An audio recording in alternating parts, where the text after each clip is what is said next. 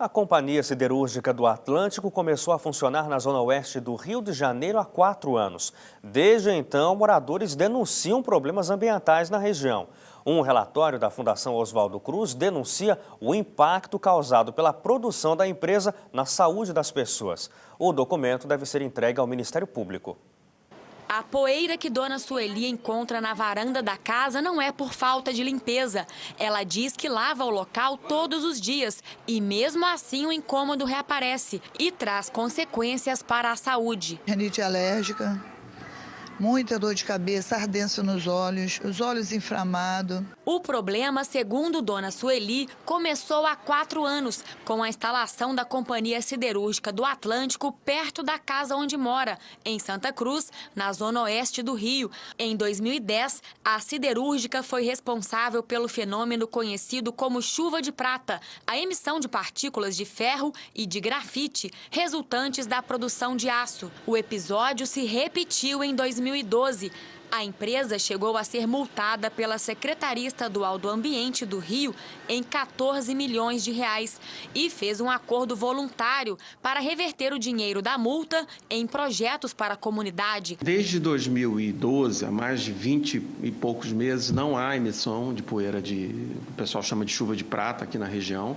Não é? Nós tomamos todas as ações, nós inclusive implantamos sistemas inéditos no mundo, fizemos investimentos para resolver o problema. Esse problema é um problema superado, é um problema que está no passado e que efetivamente não acontece mais. Este pesquisador da Fiocruz discorda. A matéria-prima existente no processo produtivo da TKCSA, como também os aditivos químicos que são ali colocados, inerentes à produção dos produtos que são resultantes de uma siderúrgica, eles têm elementos reconhecidamente danosos à saúde da população. Este morador, que não quis se identificar, diz que as chaminés da siderúrgica soltam mais do que vapor. É à tarde que vai sair, 5 horas, 4h30 que sai poeira preta aí, ó. Quantas vezes por semana? Eu acho que é 2 vezes por semana. A situação dos moradores do entorno da Baía de Sepetiba chamou a atenção de ativistas. Uma exposição itinerante foi inaugurada no Rio. A intenção é denunciar a degradação ambiental e os problemas de saúde dos moradores da região. No meio desse impasse, a siderúrgica, que não tem licença de operação, conseguiu renovar com a Secretaria Estadual de Ambiente um termo de ajustamento de conduta para continuar funcionando por mais 2 anos. Enquanto isso, a Fiocruz está preparando um relatório para entregar ao Ministério Público nos próximos dias. A TV Brasil teve acesso ao documento, que diz que os pesquisadores contestam o argumento da TKSA e afirmam que a exposição ao material particulado, através do contato com a pele, a inalação e a ingestão, trazem impactos à saúde. O Ministério Público espera receber o relatório para se pronunciar. Terça-feira de tempo instável em quase todo o Brasil. No sul do país, uma nova frente fria provoca chuva no oeste do Rio Grande do Sul, do Paraná e também de Santa Catarina. No sul e noroeste do Rio Grande do Sul e ainda no oeste de Santa Catarina, chove no início de noite. Em Porto Alegre, máxima de 24, mínima de 10 graus. No sudeste brasileiro, sol entre muitas nuvens no Espírito Santo e no nordeste de Minas Gerais. Tempo firme e com sol nas demais áreas da região. Ainda faz frio ao amanhecer no Rio de Janeiro, em São Paulo e também no sul de Minas Gerais. No Rio de Janeiro, máxima de 28, mínima de 13 graus. No centro-oeste, o sol aparece entre nuvens e chove no sul do Mato Grosso do Sul. Chuva também na região oeste deste mesmo estado e na região oeste de Mato Grosso. Tempo firme e ensolarado nas demais áreas. Em Campo Grande, máxima de 30, mínima de 17 graus. No Nordeste brasileiro, sol entre nuvens e chuva no litoral da Bahia e do Rio Grande do Norte. Sol e chuva principalmente pela manhã no litoral entre Sergipe e a Paraíba e ainda o norte do Maranhão. O sol aparece e não chove nas demais áreas da região. Em Salvador, máxima de 27, mínima de 21 graus. No norte do Brasil, muito sol e muito calor no Tocantins e também no centro-sul do Pará. Há previsão de pancadas de chuva em grande parte da região. Em Belém, máxima de 31, mínima de 23 graus. Agora, com a possibilidade de recorrer ao Fundo de Financiamento Estudantil para os cursos de mestrado e doutorado, jovens já fazem planos para continuar os estudos. A novidade anunciada pelo Ministério da Educação foi publicada no Diário Oficial da União no início do mês. As irmãs Larissa e Laís acabaram de concluir um curso de pós-graduação na área de educação e ainda não tinham planos de se inscrever logo em um mestrado. Mas, com a possibilidade de um financiamento estudantil para arcar com os custos, o pensamento mudou. Eu nunca pensei no mestrado para o ano que vem, mas para o futuro, isso faz com que a gente seja mais possível. Então, eu acredito que ajuda muito também essa ajuda financeira futuramente.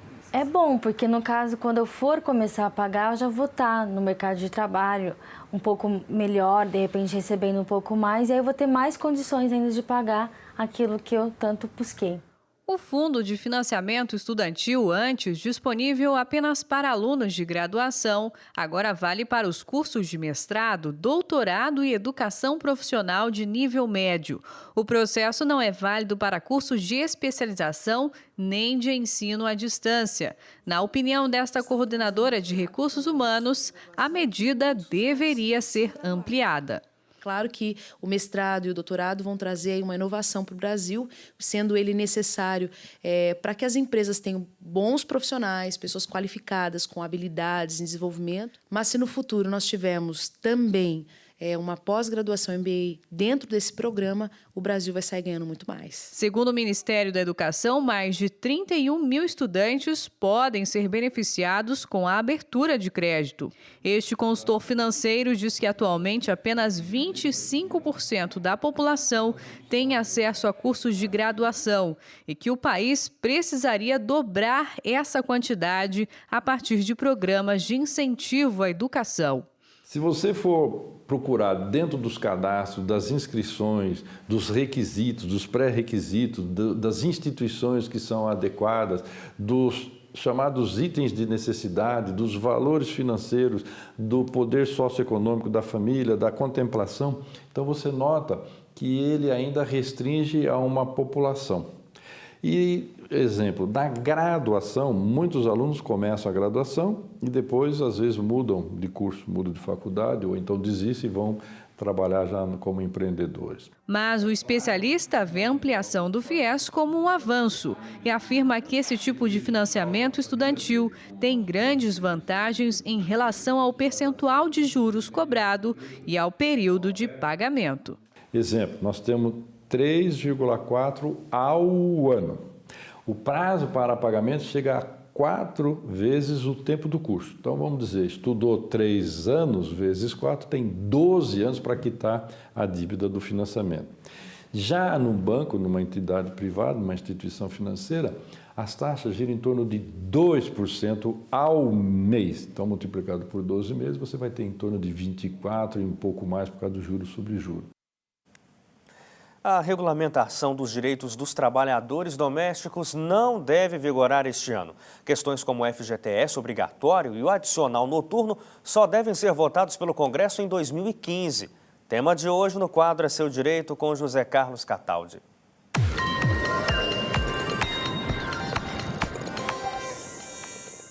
Amigos, muito dificilmente o direito das domésticas será regulamentado este ano. O Congresso Nacional entra em recesso branco, volta a funcionar em agosto por apenas uma semana, depois fica naquele regime de plantões e é preciso ser atingido o quórum de 50% mais um, ou seja, 257 parlamentares, para que essa matéria seja de fato aprovada e levada aí às consequências de efetividade. De sorte que é quase impossível, ou eu diria até impossível que isso venha a acontecer. Por enquanto, vale em carteira assinada e a possibilidade de acionar a fiscalização, mas fundo de garantia, adicional noturno, isso só depois da regulamentação. E não vai acontecer, né, por causa dessa história de eleição de 2 em 2 anos. Isso, na minha opinião, engessa o país. Agora são 7h21 no horário de Brasília e ainda hoje o mapa antigo do Brasil pode ter sido ensinado errado. Nova publicação contesta a linha das capitanias definidas no século XVI.